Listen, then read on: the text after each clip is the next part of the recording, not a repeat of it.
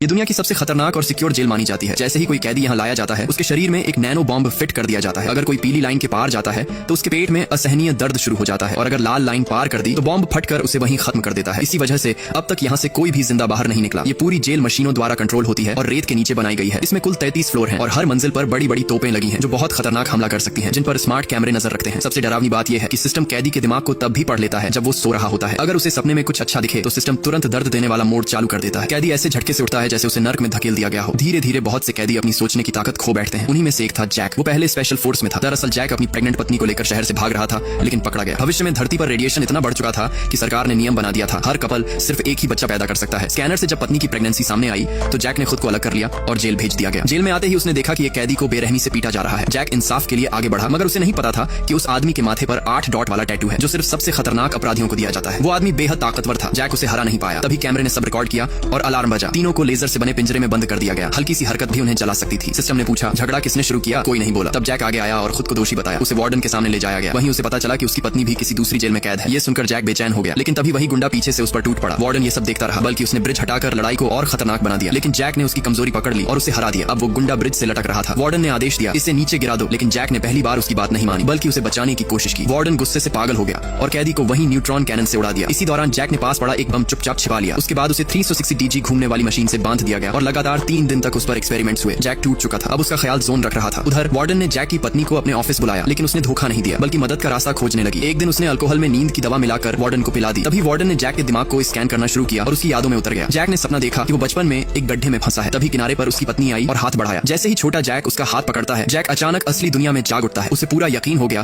कि उसकी पत्नी अभी जिंदा है और यही उम्मीद उसकी ताकत बन गई। अब कैदियों ने उस बॉम्ब को ध्यान से समझना शुरू किया जो जैक ने छिपाया था। इसी बीच जैक की पत्नी ने वार्डन के कंप्यूटर से जेल का नक्शा चुराकर जोन तक पहुंचाया। उसमें एक रास्ता बाहर जाने का दिखा, लेकिन उस वक्त तक बेकार था जब तक शरीर में फिट बम को हटाया न जाए। दोस्तों, अगर आप पार्ट 2 भी देखना चाहते हो तो प्लीज कमेंट में जरूर बताना।